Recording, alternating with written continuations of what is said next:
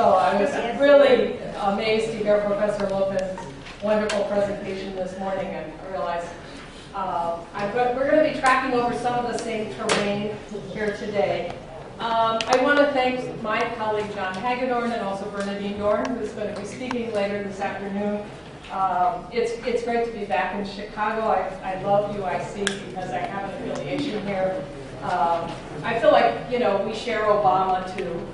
We are still fighting for that library. You guys can't have it. But I wish it was UIC we were talking about rather than, you know, that other Chicago institution, whatever it's called, about where to have the presidential library. So if Hawaii's out of the game, you guys got my vote. You UIC vote, so rock on. You know, I also, you know, this is a cover of a book that Nikki Jones and I worked on a little while back, and I love the way it frames the issue here. And that's really the whole conversation that we need to have about this case is about context and framing.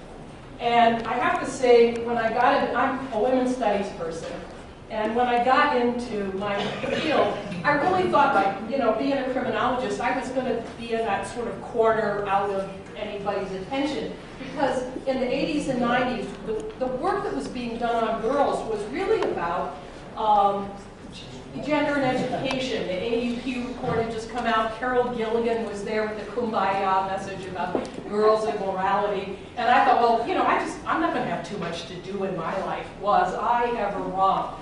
I started getting all these calls about bad girls, and you know these two, of course, our favorites. The interesting thing about these young women is that they've both been under correctional supervision. We're policing everybody these days in America, not just girls and women of color, but everybody, especially if you're a girl. It's sort of open season on girls and women, and if you've been watching the presidential race, oh my God, you know, I'm going to go there. But let me say that in my world, as John noted, I very quickly learned that I was going to get a lot of calls about these young women. And these were the frames that you saw, and they just keep being repeated and repeated and repeated. And what's real important, let's go back and look at this again, because nothing about this is accidental in the corporate media. The corporate media decided in the 80s and 90s, let's see, we had two choices. Shall we cover real news and, you know, like investigate the crimes of the powerful? Does that sound like a good idea? Or let's go somewhere else. Let's go to celebrity news, voila, and let's go to crime. And so suddenly bad girls were just the perfect, you know, man bites dog solution to how do we fill our papers. With news, it appears to be news. It's, you know, and it's got this appeal. The man bites dog. Girl as evil as boy. Oh, wow. What's sexier than that? And, you know, let's have her to the Budweiser beer commercial then, aren't we? But one of the other things that's real interesting, if you think about these images, is the ways in which girls of color and their menacing faces, you know, are positioned against stereotypical notions of white femininity. This is really the game that's being played here. And horrific, you know, look at the title, Girls Will Be Girls. Is that the image you think about when you hear the phrase girls will be girls? Of course not. And that's the intent, is to shock America that knows nothing about girls, and particularly nothing about girls of color.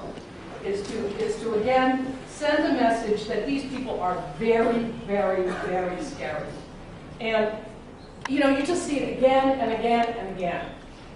And the intent here is really, and these are all pulled from, you know, various media coverages of girls. And while you might want to say, as one reporter that I actually worked with, that here she's got Barbie dolls dressed in gang attire. That was actually, this is what victory looks like when you work with a journalist. Because she wanted to call me up and say, let's do something on La Vida Loca, and, you know, these girls that are just, you know, out of control. And I said, you know, I'm told about girls out of control all the time. I said, we got some sex harassers on our campus. Can you send them over here? Because we need their help. But, you know, it's not a humorous situation. It's actually a very serious situation about media constructions of the crime problem. And often the role of the police in these constructions is not incidental. What I want to point you to, and unfortunately I didn't get a screenshot of this first story. I got a call from a reporter, and they were in San Francisco covering this savage girl gang. Savage, beyond belief how violent these girls were. And I get this story going, and I'm like, it doesn't sound at all familiar, it doesn't sound like it's right. And what I forgot to ask the woman was, what's the name of this savage, out-of-control girl gang? Well, I should have asked that question. You learn your life. There's more questions to ask than answers to give to reporters. Because sure enough, what the Chicago police had done, they were getting a lot of heat about over-policing African-American girls, which they were doing. So what they did was they cooked up a pseudo-emergency with a young woman who did, again, and this is one of the things that's tough about the situation we find ourselves in. You've got a tough situation, and I'm going to talk a little bit about the backgrounds of girls who commit violence. You've got a tough reality you're dealing with, and what everybody's eager to do is to frame that reality for you. And in the case of the Savage Girl Gang in San Francisco, what the cops had done was rediscover a gang that actually had been written about by David Brotherton 10 years before, called the Potrero Hill Girls. And so see down here is the retraction, where the Chronicle has to acknowledge that actually it isn't a new gang. It's kind of been there for like decades. And everybody knew about this gang, but the cops wanted, again, they were getting political heat for targeting a particular community of girls. That we were actually getting some traction in terms of a conversation about over-policing African-American girls. And then let's reframe this again. Remind America again how vicious and horrible these girls are, and how it doesn't matter how many of them you arrest. I mean, what you have to understand here, if we take the 10,000-foot view, is how do you sell white America on mass incarceration? It costs a shitload of money to lock up as many people as we lock up. And Americans are cheap, and notoriously cheap, and they certainly don't want to spend any money on people of color. They don't have to. So what you have to do with the corporate media construction of the crime problem is you have to scare the shit out of white America, and that's what we've done. And we do it with these high-profile cases where you learn what Neil Websdale calls more and more about less and less, which is forensic journalism. Let's have a lot of blood splatter, let's have a lot of shocking photographs of the crime scene, and then everybody forgets the larger conversation. So your job as students who understand this is how do we put a human face on the situation that ended there? How do we get back up from that core to what is going on and what's behind all of this? Okay, so that means we need to ask, what is the reality for girls and gangs? And the first thing, now I'm a criminologist, so warning, warning, you're going to see tables. Okay, that's my job. My first job, instead of all the really compelling images and scary shots of girls. We'll have some of those again later, so don't get too worried. But this right here is just a study of the fact that there are lots of girls in gangs. Because everybody had this stereotype, as John said, that gangs were really all about boys and men, and the police really pushed that. There wasn't a lot of accurate information about how many girls are in gangs. The truth of the matter is, and I learned this as soon as I started studying gangs in Honolulu, the truth is girls are between 25% to 30% of gang members. In one British study, they were up to 50%. So there's large numbers of girls in gangs, not a small number, not a vicious minority, but large numbers of girls in that situation. Why do we not know about that? Girls tend to go in earlier and they tend to leave earlier. So they're younger when they go in. And so Jackie would not be unusual at 15 to be in a gang. She would have been there a couple of years in all likelihood, although I don't know anything about her specific situation. Why do girls join gangs? Well, first of all, and I don't mean to trivialize gang membership, but girls join gangs at an age where, or girls like Jackie join gangs at an age where girls in my community, including me, join the Brownies. You join because you want to be part of something. And you see these cool little uniforms, and you're like, that's me, I'm so a Brownie, okay? And John Quicker did this when he studied these girls in East LA, looking at what caused girls to join gangs.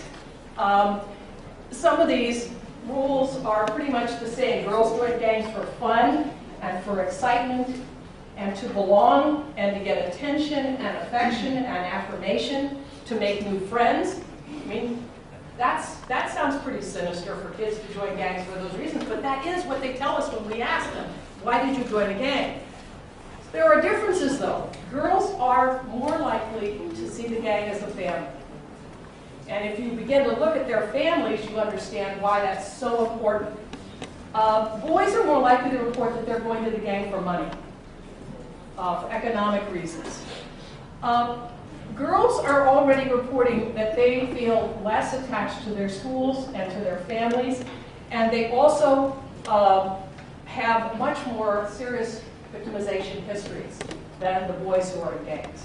So if you're working with kids in gangs, this is something that you need to really focus on, because despite, you've got those demonized images I told you about earlier, what those images don't talk about is the victimization that's there on the faces of those girls. And there's enormous research to back up the fact that if you're talking to a young woman who's in a gang, you're probably looking at a history not unlike Jackie's of sexual victimization.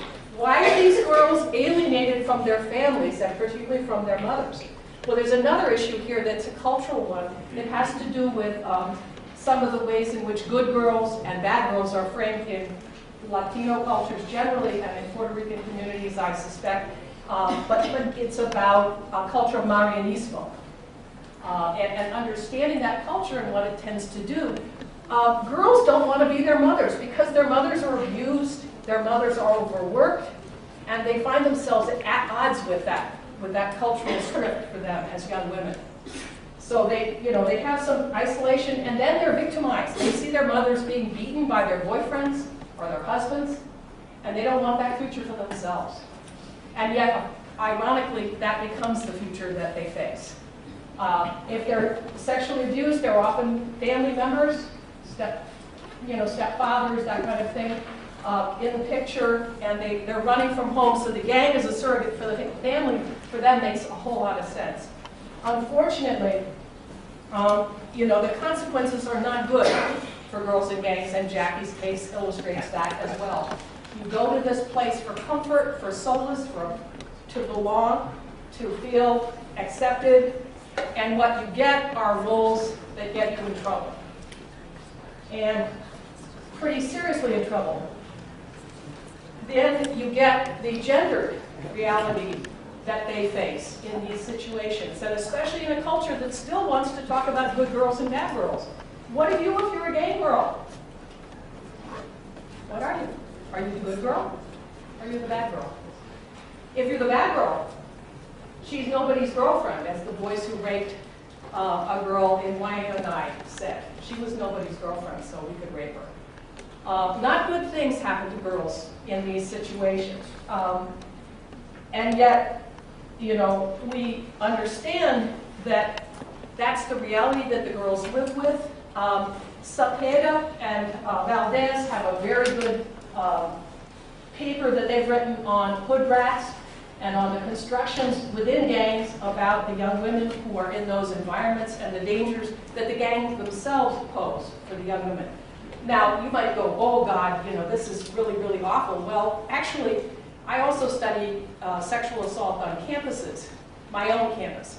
And much the same thing happens in environments like this, right, around sexual assault. So as we're getting horrified about the sexual assault, images that we had back a while ago, where's my, there we are. I mean, that could be a fraternity party, so let's keep that in mind. That as we're going, oh my God, how awful. Animal House, anybody? We've been there. Okay, now we do. Oopsie. Oh yeah. Now, Professor Lopez also talked about Frantz Fanon. And this is when we get to the toughest stuff, and this is really the toughest stuff that we have to understand about Jackie's case. How do you deal with this violence? Well, first, you understand about victimization. You understand that girls who are involved in gangs and girls who are involved in crimes of violence have themselves been victimized. And in her case, there's no hypothetical about this. It's a reality. It's now documented about what happened to her. And of course, when she was being demonized by the press, none of that was a part of the conversation. Absolutely none of that. And that's because victimhood in America is absolutely white in terms of its images. If you think about pictures of victims, they're almost always white pictures. And so no one looks at a face like Jackie's and says, is that the face of a victim? And the answer is yes, that's the face of a victim in America. A victim of sexual abuse, a victim of physical abuse. And then because you're around so much hyper-violence as a young woman, you have an abusive father, you have everybody you know being killed and victimized. It's really almost a healthy thing in some ways to say, well, where is their power in this situation? And here's where a weird thing happens. Power in that world is really mimicking the male violence that you see and becoming as tough as that male violence that you see. And then, very sadly, in some times, engaging in what Fanon calls horizontal violence, where you victimize others who are similarly situated to you. So here's where Professor Lopez and I are repeating the same argument again because it's so important. You know, why would Jackie kill two people like her? Well, she's killing herself. It's also, I'm tough. You know, how am I going to survive the situation I find myself in except to be so damn tough that no one will hurt me again? And of course, even with that, you don't escape the violence and the trajectory that you're on. But that's a way of understanding it. But past those dynamics, we also have what happens to people who are victims of violence. And we now don't know this because of the young men and women who have been sent off to Iraq and Afghanistan, is we now understand a lot more about trauma. And when you are the victim of sexual abuse and physical abuse in your family, you are a traumatic injury. You have all of the PTSD that comes with that. You have families that are not healthy for you and safe for you, and your neighborhoods and your schools are not safe and don't care about you and certainly don't care about your education. We give you lots of drugs so that you can self-medicate. We also pay no attention to the health issues that you have, and particularly as those are exacerbated by drug use. And we certainly don't care about your education. We've turned your schools into minimum security prisons, right? So when Nikki was doing the research on girls involved in violence in Philadelphia, the nickname for the school that the kids all went to was the Prison on the Hill. That was their name for their school, so they understand that academic achievement is not really what we're doing in that school. Last list here, how do we prevent gang membership? I'm on the NIJ Gang Prevention Task Force. And so I said, well, if you want to prevent girls' gang membership, you have to prevent sexual abuse. And they're like, that's not on the list of approved topics. I'm sorry. That's what I kept saying. I said, you want to stop this, stop not caring about what happens to girls. Stop not speaking about it. Stop not having services for these people. That's how you stop girls joining gangs. That's kind of the beginning, middle, and end. I got a longer list here because you have to have a long list when you're academics. You have to also, in terms of your programming, and this is a picture of Marion Daniels, you have to say, for years people assumed all you had to do was make a program designed for boys, work for girls, is to paint the walls pink and take out the urinals. We got to stop just taking out the urinals in our gang prevention and intervention programs. We have to do a little more in terms of working with the people who are the providers of programs to girls. And Marion, I interviewed her for the gang prevention book, and they were irritated that I had picked her too. I do a lot of, that's why I have this thing on my hand that says, be inconvenient. And that's honoring a friend of mine, Joe Belknap. But she did it at the University of Colorado. She was inconvenient because the football team had been raping girls, and she wasn't shutting up about it. And they were very irritated with her too. So I figure I'm in good company when people are irritated. But Marion said sometimes it's not about the money. It's about how you spend the money. Because everyone will say, well, there's no money for girl services. And so, well, we have a shitload of money for services, and if girls are a third of the people we arrest, then they get a third of the money, right? And they're like, then they get irritated with you. Well, they don't have a serious crime profile. Well, wait. If you do nothing for them, if you care nothing for them, one of these days, she'll have a crime profile serious enough for you to pay attention to her. And is that what you want? Is that what you want in America's Girls? Or can you please help most of us who don't have anywhere near this profile? But that doesn't mean we're going to abandon Jackie either. We're going to stay with her because she's us. And as hard as it is to imagine that, we're that person, we are. Because John Donne said, for whom the bell tolls. It tolls for me because I'm involved in humankind. I had to modify him a little sexist. The other thing you have to know is that, as I mentioned, girls are a third of those we arrest in America. They're an increasing number of the people we incarcerate in America. Again, the 10,000-foot view here is that while we've stopped detaining large numbers of boys, the crime drop is real in America. Memo to file, while we do all these crime stories, the actual crime rate is what? Going up or going down? Down. Thank you. It is going down, but we are locking up more and more girls. And some of this has to do with a moral panic that I'll be talking about on Wednesday. So here's where I advertise. I've already advertised my book, so now I'm going to advertise my talk. On Wednesday, I'll talk more about what's going on in terms of girls and assault arrests. But that's another moral panic that's going on in America. And as a result of that, we have increasing girls in detention and increasing girls in training schools at a time when boys' detentions and incarcerations are going down.